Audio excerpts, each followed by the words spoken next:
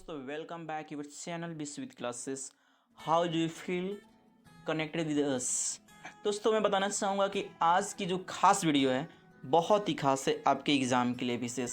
तो इस बार एग्ज़ाम है तो वीडियो को ज़रूर अंत तक देखें, एंजॉय करें, कॉपी कलम के साथ बैठें कि आज का जो खास वीडियो है इसमें क्या क्या खास बातें हैं, आपको क्या क्या मिलने वाला है।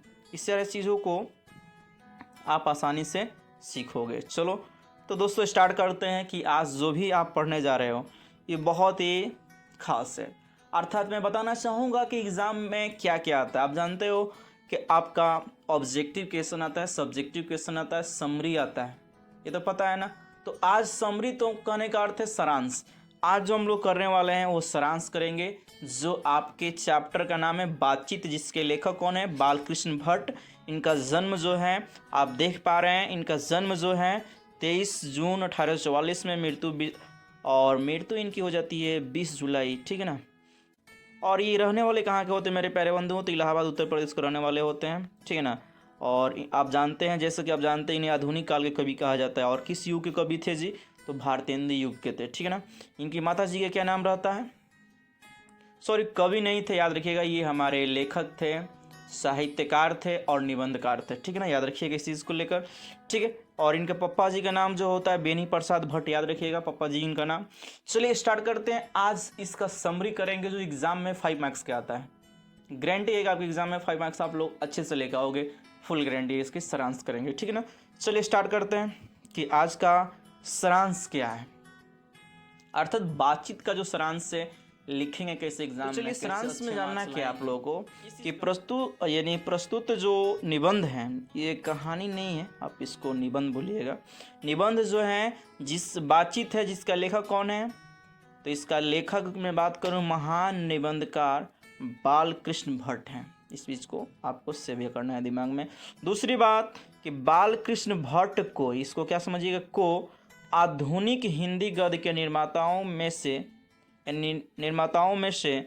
इनका नाम आता है, यानी निर्माता जितने भी हैं उनमें इनका नाम आता है, ठीक है ना।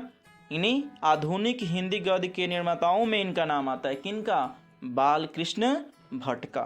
तो ये बात आपको समझ में आ रही है। दूसरी बात मैं बात करूं कि बालकृष्ण भट्ट जी के जो भी निबंध बातचीत है, इस निबंध के माध्यम से कवि कहना क्या चाहते हैं। कवि कहते हैं कि यानी मनुष्य जो है ईश्वर के द्वारा प्रदान की गई अनमोल वस्तु वह वाक्य शक्ति। अर्थात कहने का अर्थ सिंपल सी भाषा में कि मनुष्य को ईश्वर के द्वारा प्रदान की गई एक वरदान है जिसे हम वाक्य शक्ति कहते हैं, जिसका सही इस्तेमाल करने से हम महान भी बन सकते हैं और किसी के दिलों में जगह बना सकते हैं। अपनी बातचीत के द्वारा हम कुछ भी जीत हासिल कर सकते हैं।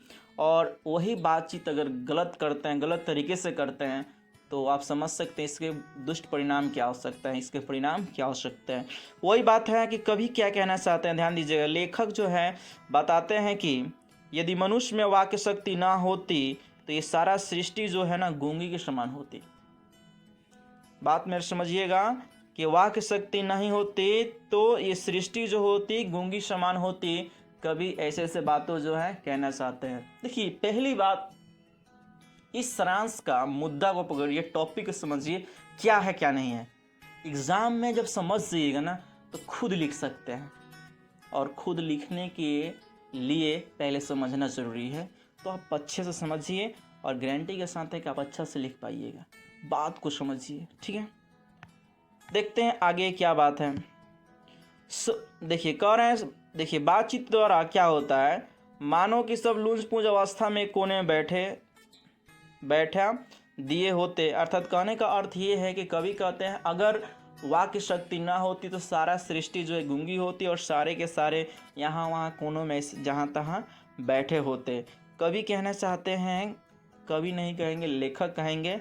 लेखक कहना चाहते हैं कि बातचीत से विभिन्न तरीके से होती है, यानी बातचीत का करने का तरीका अलग अलग होता है। जैसे घरेलू बातचीत का, ठीक है ना, यानी घरेलू का जो बातचीत करने का रमने हैं, रंग तरीके हैं वो अलग हैं। अगर वहीं पर हम किसी स्टेज पे जाते हैं तो वहाँ पे बातचीत करने का तरीका अलग है। वही कहीं हम पार्टी में जाते हैं, जहाँ जिस स्तर पे जाते हैं वहाँ पे बातचीत करने की अंदाज़ ही अलग होता है।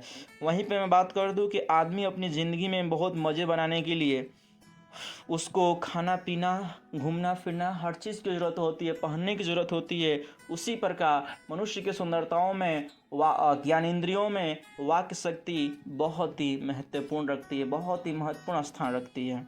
ठीक है ना। जिस प्रकार चलना फिरना हर चीज़ ज़रूरी है, उसी प्रकार बातचीत करना, बोलना ज़रूरी है। ठीक है ना।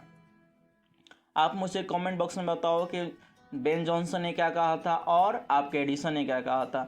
आपने पार्ट 1 वीडियो नहीं देखा है तो इसका आई बटन में देखिए, इसका लिंक आपको मिल जाएगा, वहाँ से इसका पार्ट 1 वीडियो देखिए जिसमें इस चैप्टर को एक्सप्लेन किया गया और इसके नोट्स कुछ बताए गए हैं। ठीक है ना। इतना तो आप कर ही सकते हो, कोई शक ही नहीं है। चलिए बढ़ते आगे, क्या बात है क्या बात नहीं है। ठीक है।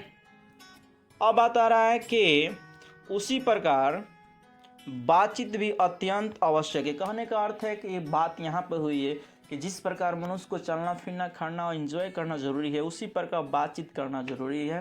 ठीक है ना। बोलना ज़रूरी है। ठीक है ना।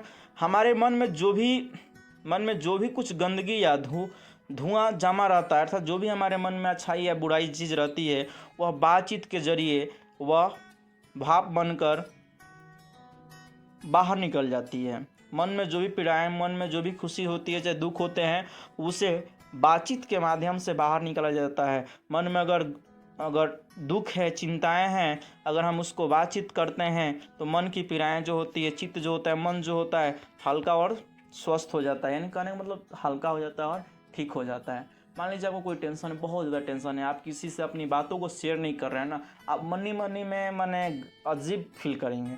जब वही अपने खास मित्रों के साथ शेयर करेंगे तो आपको लगेगा वो थोड़ा सा माने मस्तिष्क हल्का हुआ।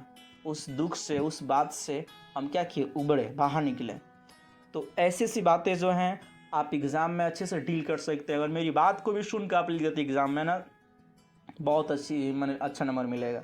उदाहरण हर जगह देने की ज़रूरत नहीं है, मैं उदाहरण दे रहा हूँ ताकि आप लोगों को उस टॉपिक पॉइंट को समझना ज़रूरी है। उसी तरह कभी क्या कहना चाहते हैं कि बातचीत भी एक ख़ास तरह का मज़ा होता है, यानी एक तरीका होता है। यही नहीं, भट्ट जी भी बताते हैं कि जब तक मनुष्य बोलता नहीं तब तक उसके जो गुण हैं, दोष हैं, वो प्रकट नहीं होते हैं। आपके बातचीत करने के तौर तरीके से आपके अंदर अच्छाई और बुराइयाँ जो उसको उसी के द्वारा पता चल जाता है कि आप कितने साक्षर हैं या निरक्षर हैं। ठीक है ना। कितने पढ़े लिखे हैं, कितने तरीक़ाएँ हैं, आपको कितने संस्कार हैं, संस्कृति आपको मिली है घर से, परिवार से, समाज से और हमारे भारतीय परिवार से। तो ये सारी चीज़ें आपको वहाँ से देखने को मिल जाती है। ठीक है ना। तो ये सारी बातें आप लोग अच्छे से कर सकते हैं। उसके बाद देखिए आ गई बातें, महान विद्वान जो हैं बेन जॉनसन ने कहना है कि बोलने से ही मनुष्य की साक्षरता होती है और उससे उसका परिचय हो पाता है। वो कहते हैं कि बातचीत जो होती है, अगर मैं बता दूं कि 4 से अधिक लोगों के बीच में बातचीत होती है तो एक फॉर्मेलिटी के समान होती है। और मैं बता दूं यहाँ तक कि यूरोप के लोगों में बातचीत करने का बहुत अच्छा हुनर होता है। ठीक ना। यूरोप के लोगों में बातचीत करने का बहुत अच्छा हुनर होता है, जिसे हम लोग आर्ट ऑफ कन्वर्सेशन कहते हैं। इस चीज़ को याद रखना होगा। बालकृष्ण भट्ट का उत्तम तरीका यह मानते हैं कि हम वह शक्ति को पैदा कर सकते हैं जो अपने आप में बातचीत कर लिया करते हैं। यानी खुद से बात करना एक अलग तरह का बात है, अलग तरह का शक्ति है, अलग तरह की चीज़ है। खुद से बात करके, खुद से डिसीजन लेकर, खुद से ये करना, तो ये सब चीज़ें जो है एक अलग पहचान दिलाती हैं। ठीक है ना। तो एडिसन के बारे में जो मत था, मैंने बताया था कि बातचीत तो असल में 2 व्यक्तियों के बीच में होती है। तो ये चीज़ याद रखिएगा। यहाँ तक टॉपिक आपको क्लियर हो गई होगी। मुझे उम्मीद है कि आपको ये समरी बहुत अच्छी लगी होगी। अगर समरी अच्छी लगी तो लाइक करें, शेयर करें और नए अभी तक चैनल को नहीं सब्सक्राइब किए हैं तो सब्सक्राइब कर लीजिए।